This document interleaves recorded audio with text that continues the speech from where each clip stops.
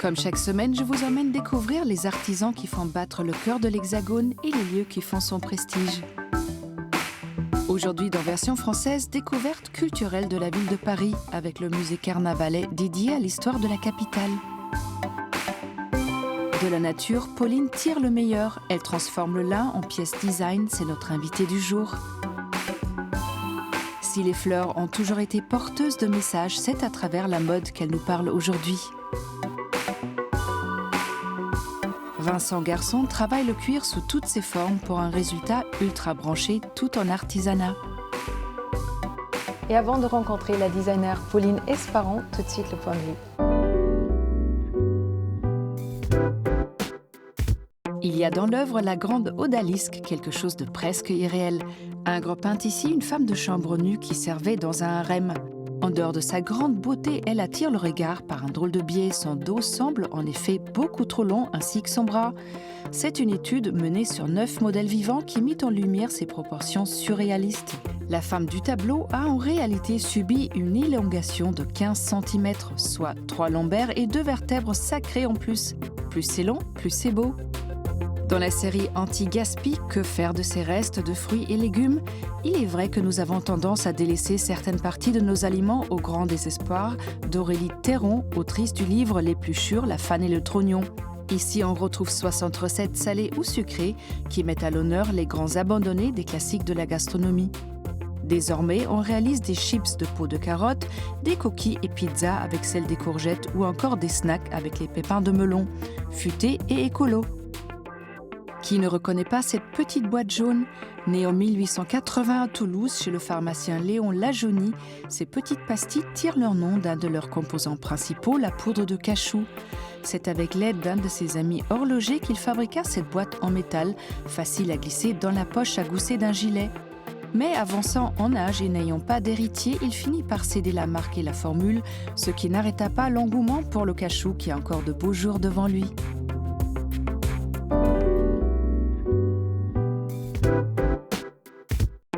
Si vous voulez en connaître plus sur l'histoire de Paris, rendez-vous au musée Carnavalet.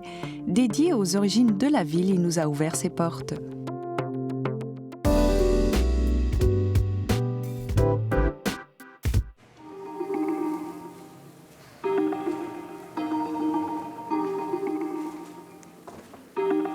Dans ce dédale de pièces, de couloirs et de salons d'époque, le musée Carnavalet nous plonge dans un Paris historique.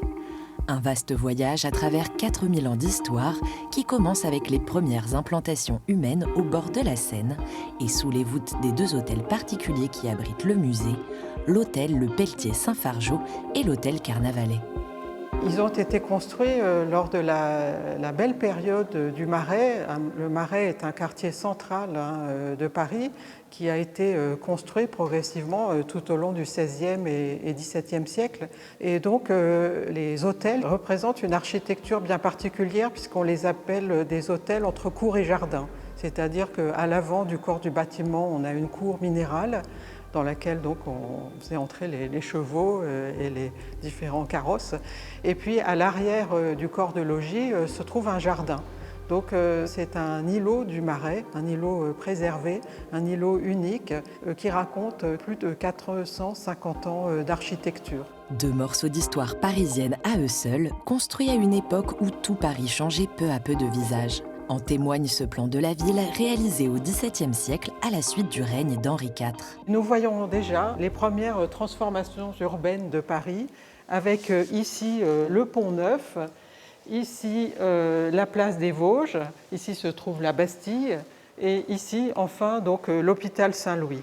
Ce sont autant de réalisations que le roi Henri IV a suscité, a encouragé et qui marque l'émergence d'un Paris moderne, d'un Paris nouveau. Nous reconnaissons aussi l'île de la Cité, qui, vous le voyez sur cette peinture, n'est pas encore bâtie, n'est pas encore lotie, et qui est un lieu de promenade et aussi de pâturage des animaux. Donc c'est un Paris finalement que nous reconnaissons très bien, avec des reliefs, des collines, des moulins, des terres maraîchères. Un Paris sans doute agréable à vivre, mais déjà une ville bien dense, très bâtie et qui bénéficie d'un rayonnement considérable. Un rayonnement notamment dans les arts et les lettres auxquels participe à cette époque la locataire des lieux, Madame de Sévigné. C'est sur ce secrétaire conservé par le musée que la femme de lettres écrivit son abondante correspondance, témoin d'un temps où les grandes révolutions n'avaient pas encore éclaté.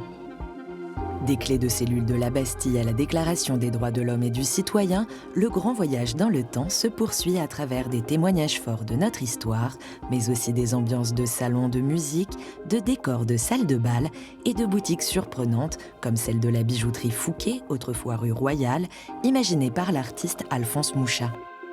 Ce décor comprend beaucoup de pièces originales avec des vitrines à verre bombé, des pièces de mobilier comme cette cheminée très joliment sculptée en fer à cheval et qui représente la quintessence d'un art qu'on appelle l'Art Nouveau, qui apparaît donc à Paris à la fin du XIXe siècle, début du XXe siècle. Et Paris développe un art nouveau relativement original dans la mesure où il est souvent associé à la femme. Et vous le voyez ici, beaucoup de sculptures, de représentations donc, évoquent la femme, cette fontaine. Et bien sûr, en devanture aussi, une grande femme magnifique sculptée. Un décor très avant-gardiste qui dénote avec le charme traditionnel de la fameuse salle des enseignes. Nous avons beaucoup d'enseignes de commerce très différentes les unes des autres. Donc au Griffon, à la Charrue d'Or, des enseignes de serruriers qui donc occupaient les rues, notamment du centre de Paris au XVIIIe siècle et au XIXe siècle. Elles ont un charme particulier et elles sont tout à fait poétiques et introduisent à la visite du musée Carnavalet de manière originale et unique. Enfin, le voyage dans ce lointain passé s'achève au présent avec des images d'émotions collectives récentes qui nous rappellent que l'histoire continue de s'écrire.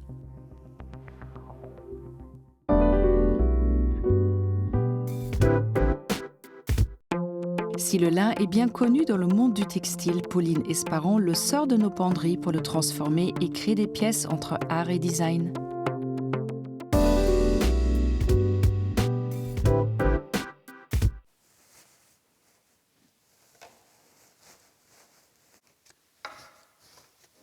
Il y a un moment, on disait que le lin, c'était comme du fil d'argent, et c'est assez vrai.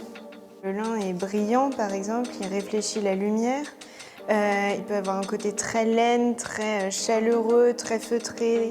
Je suis en permanence surprise par cette matière. Banquette aux airs molletonnés, tapis soyeux ou encore étrange totem chevelu, depuis sa Normandie natale, Pauline Esparon transforme le lin brut des champs de son enfance en étonnante fibre animale. Une démarche singulière pour des créations d'exception qui révèlent toute la richesse de cette matière, trop souvent dénaturée. Il y a vraiment tout un tas de nuances qui sont liées à la fois à la météo, au temps qu'il va faire, à la composition du sol, au territoire, au moment où on va le collecter. Donc c'est vraiment très riche en couleurs, là où généralement il est blanchi pour des applications vestimentaires ou de textile. Là par exemple, on voit bien la différence entre un lin qui va être très blond, très pâle, qui n'a pas pris beaucoup d'eau, et un lin gris, un lin bien résistant. Même dans la tactilité, en fait, on le sent, il y en a un qui est plus rêche et celui-ci qui vraiment est doux. Fascinée par les différentes propriétés des fibres de lin, la designeuse part de la matière brute et laisse parler ses intuitions. Donc ça, c'est vraiment le lin des champs, en fait, tel qu'il est ramassé dans les champs. Là, on est clairement dans quelque chose de végétal. Plus on va le tailler, plus on va quasiment rentrer dans quelque chose d'animal. Mais j'aime bien aussi quand il reste un petit peu de paille comme ça. C'est une façon de rappeler son origine. En premier lieu, c'est jamais un dessin, c'est une expérimentation. Et c'est en m'apercevant, en la manipulant, je me suis dit, ah tiens, même si je fais comme ça, elle reste un peu en forme. Si je la mouille, qu'est-ce qu'elle va faire ? Voilà, si j'essaye d'en faire un fil continu, qu'est-ce que ça donne? Ou si je la couds en franges. Enfin voilà, c'est toujours en fait des possibilités. Un champ des possibles qu'elle explore également auprès d'autres matières végétales ou animales insoupçonnées comme le lino ou le parchemin. Le chemin, il est de revenir à une forme brute de ces matières que l'on connaît parfois trop. Quand on parle du lino, il y a quand même une connotation un peu le sol d'espace public, pas du tout perçu comme quelque chose de naturel. Le parchemin avec lequel je travaille aussi, il est très associé au papier, alors qu'en fait à la base c'est de la peau animale. C'est des matières en fait qui sont extrêmement connotées. Le lin de la même façon est très standardisé. Et c'est de revenir à cet état primaire et brut en fait de ces matières et de faire presque une redécouverte en fait de ces matières. Et dans l'atelier de Pauline, rien ne se perd, tout se transforme. Les surplus d'étoupes servent de rembourrage et les fibres habituellement délaissées par l'industrie du lin trouvent également grâce aux yeux de l'artiste. Une cohérence artistique et écologique qui a su séduire Hélène Aguilar, l'organisatrice de l'exposition engagée pour l'environnement Frugal. Une cartographie. Oui, complètement. Et le lin blond, par exemple, c'est un lin qui est très mauvais Donc c'est ça, pour l'usage textile, voilà, c'est ça. Et pourquoi Parce qu'il est très comme- cassant. Ah, Il n'a pas eu assez d'eau, il ne s'est pas fortifié. Et du coup, c'est un lin qui est beaucoup plus... Qui est difficilement revalorisable et Exactement. on sait pas trop quoi en faire. Exactement. Les œuvres de Pauline, évidemment, elles ont toute leur place ici dans cette exposition parce que c'est vraiment une exposition qui vient fédérer toute cette nouvelle garde de designers aujourd'hui qui, un peu à la façon d'archéologues, vont revenir voir des choses qu'on avait peut-être oubliées, casser aussi des idées reçues sur certains process, sur certains matériaux, et aussi avoir une démarche un peu d'explorateur, de chercheur, et d'aller vers des champs un peu inconnus que personne n'avait jusque-là trop voulu embrasser. Et si la jeune designeuse a encore d'autres matières à explorer, son amour du lin n'est pas prêt de s'arrêter.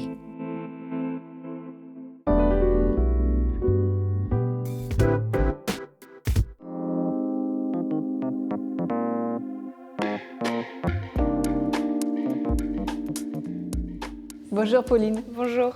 Pauline, depuis toute petite, vous récoltez, vous collectionnez, vous jouez avec le lin qui pousse à 80% dans votre Normandie natale. Oui, complètement. Pour moi, ça a vraiment commencé de façon très intuitive en me baladant. Il y a tous ces champs de lin autour et il y avait cette matière en fait résiduelle qui restait au bord des champs. Et je l'ai ramassée, j'ai commencé à jouer avec, à la triturer et à m'apercevoir que ça ressemblait presque à des cheveux. Et c'est vrai que c'est là que ça a commencé et que je suis complètement rentrée dans l'histoire du lin. C'est une fibre qui grandit essentiellement en Normandie. Ensuite, elle est ce qu'on appelle taillée, donc c'est l'extraction de la fibre. Les usines sont également en Normandie. Et à partir de cet état taillé, brut de la matière, elle est exportée en Chine pour être transformée et réimportée. Et l'idée de ce projet, c'est de partir de la matière vraiment brute, issue de ces usines de taillage, pour redécouvrir des nouvelles qualités et stimuler vraiment une production locale sur ce territoire normand. Pauline, la rencontre avec un matériau, quel qu'il soit, doit se faire à l'état brut pour vous. C'est ça qui vous inspire, c'est ça qui vous fait vibrer. Oui, et d'ailleurs, je ne dessine jamais mes objets au début. Donc c'est une création très instinctive. Complètement, c'est un rapport vraiment intuitif et empirique à la matière. Elle n'est pas au service d'un objet, c'est vraiment une discussion. Je la manipule, je regarde comment elle réagit, quelles sont ses couleurs, quelle est sa tactilité, quelles sont ses qualités vraiment premières.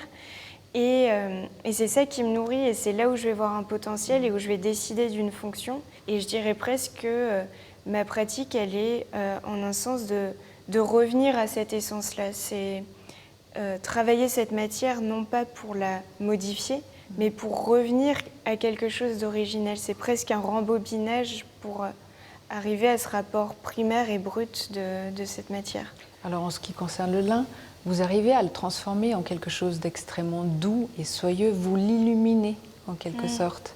Comment vous arrivez là ? En fait, le lin est une fibre qui a été vraiment standardisée. On pense à une matière plutôt rêche, très mate, très sèche. En fait, quand on la prend brute, elle réfléchit la lumière, elle est soyeuse. Il y a ce qu'on appelle l'étoupe, qui est résultante du peignage, qui est cette sorte de laine, de lin. Donc elle a un rapport presque soie, presque laine. Et tout ça, c'est des qualités premières en fait. qui disparaissent avec cette standardisation, mais je révèle ça quelque part. C'est une façon de redécouvrir cette matière. Il y a d'autres matières qui vous inspirent comme le lin? Alors, je travaille avec le parchemin, par exemple, qui est une matière animale. C'est marrant parce qu'elle a été ça a longtemps été un support d'écriture, le parchemin, et du coup, c'est très associé au papyrus ou au papier. Alors qu'en fait, c'est de la peau animale. C'est un tout autre procédé que le cuir. Là, on est vraiment sur des productions à très petite échelle. Chaque peau est tendue, grattée à la main. Enfin, il y a un vrai rapport très respectueux de cette vie de l'animal.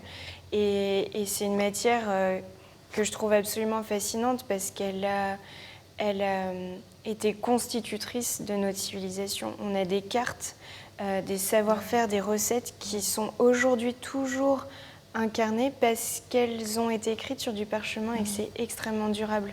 Donc j'ai envie de rendre hommage à cette matière qui est belle, qui est pleine d'histoire et qui est en train de disparaître aussi. Pauline, aujourd'hui, on demande aux designers presque d'être des chercheurs, d'explorer de nouvelles méthodes, en tout cas, de traiter la matière existante. Est-ce que vous vous sentez comme une mission? Je m'associe complètement à l'idée de recherche, d'exploration, d'aventure. Je crois que c'est vraiment presque la définition de mon métier. C'est presque aventurière. Après, je pense qu'il y a une approche formelle du design qui existe toujours et qui est aussi extrêmement intéressante. Moi, c'est vrai que c'est vraiment la matière, mon point de départ. Merci beaucoup, Pauline. Merci.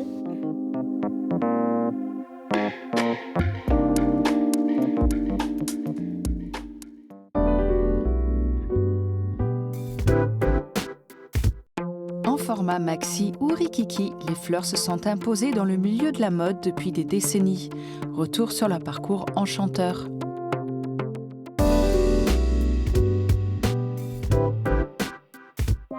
De nos salons au rebord de nos fenêtres, en passant par les rues et les jardins publics, les fleurs sont partout, mais surtout dans notre garde-robe. C'est le motif qu'on ne questionne plus, qui, hiver comme été, revient comme une évidence. La mode ne s'en lasse pas et parvient chaque saison à le réinventer, et ce depuis déjà des siècles.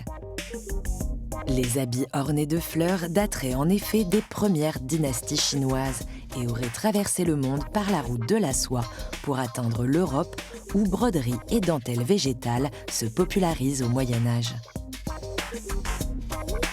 Quand la production textile s'industrialise, les manufactures anglaises adoptent pour de bon l'imprimé floral décliné sous toutes ses formes. Son fournisseur le plus célèbre est l'industriel Liberty, dont les fleurs miniatures peuplent encore aujourd'hui les podiums.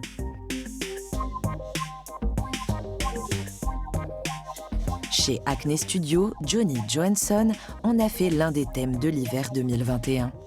Les fleurs sont délicates et suggèrent la douceur, le confort du vêtement d'intérieur et le charme nostalgique des tapisseries rétro. Marc Jacobs, lui, évoque les années 70 et le flower power. Des fleurs pop grimpent sur des pantalons ou sur les longues robes prairies de l'Ouest américain et explosent en bouquets géants. C'est l'un des défilés les plus marquants de ces dernières années. Ici, pas question de tendance, mais d'un hommage à la couleur, aux coupes et aux associations joyeuses, bref, au pur plaisir de s'habiller, incarné par l'évidence des fleurs et leur accumulation généreuse. À l'inverse, Junya Watanabe leur offre un traitement punk, car les créateurs aiment aussi en user pour jouer du contraste, comme le fait Hedi Slimane chez Céline, où elle rappelle la mode grunge des années 90. Ou comme chez Jacquemus, où des marguerites régressives comme découpées à la main s'invitent sur une doudoune de ski. Un contraste entre vêtements imposants et motifs légers dans une collection qui mêle l'hiver et l'été.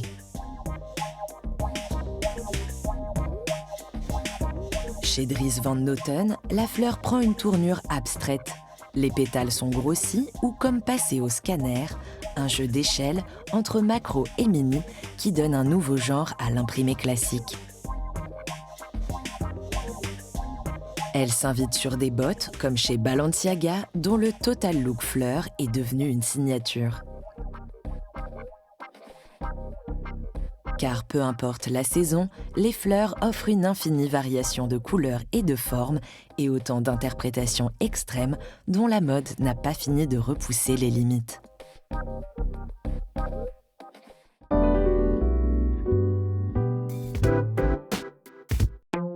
Aujourd'hui, les accessoires se parent de cuir dans le geste, avec Vincent Garçon aux manettes, ses styles et savoir-faire garantis.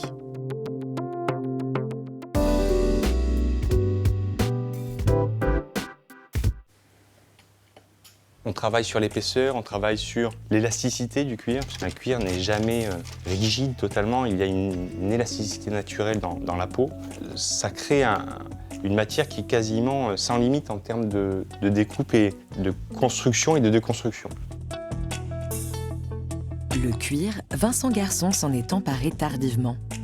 Formé à la chambre syndicale de la haute couture à Paris, il a fait ses armes au sein de grandes maisons de mode, mais aussi dans le prêt-à-porter plus urbain.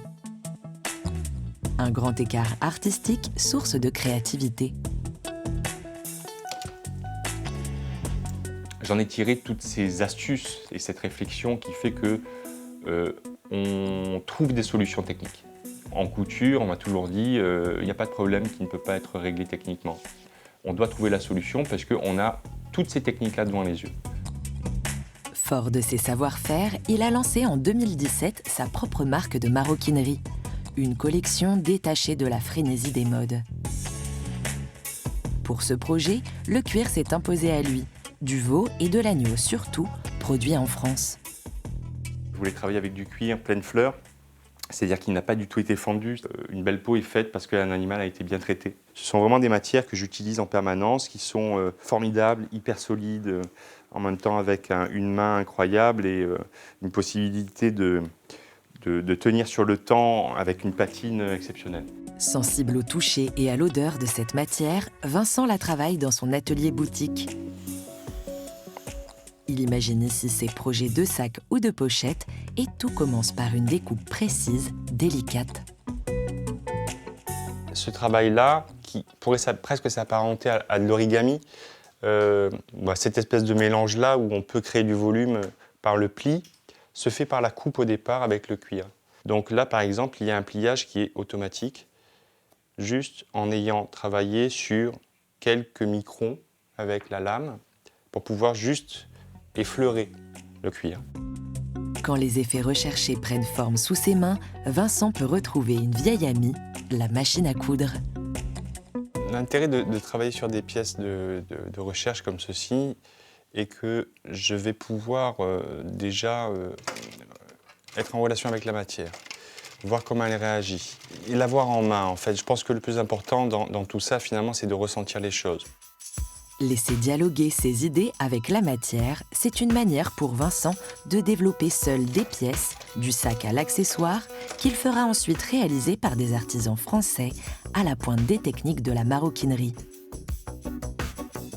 Mais en attendant le travail d'équipe, il multiplie les savoir-faire pour ennoblir ses créations et fait appel à des pratiques parfois très anciennes, comme la dorure sur cuir. Je trouve que c'est magique, en fait, de pouvoir et prendre de l'or ou du cuivre qui est sur un micron, le poser sur du cuir. Il y a une relation entre le cuir, le métal, les feuilles de métaux qu'on peut poser sur le cuir révèlent en fait toute la texture et toutes les petites fractuosités de la peau. Dans ses quêtes expérimentales, Vincent Garçon accorde une très grande importance à valoriser les chutes de sa précieuse matière. Au printemps 2020, il a ainsi tout seul créé une collection de costumes juste avec ce qu'il avait en stock dans son atelier. Dans cette même démarche de recyclage, il réalise des bijoux inspirés d'une vieille tradition, la ganterie parfumée. Donc de cette idée-là, les chutes, j'ai voulu les réutiliser pour en faire des bijoux, parce que finalement, en fait, les bijoux, on les porte toujours pas très loin du nez. Le principe du cuir, c'est que ayant été tanné, stabilisé, il est vraiment un réceptacle extraordinaire pour le parfum, sans forcément le dénaturer ou lui donner une autre note. Coupé, plié, doré, brûlé ou parfumé, les gestes désormais familiers pour Vincent Garçon n'ont qu'une ambition, chercher toujours plus loin la beauté du cuir.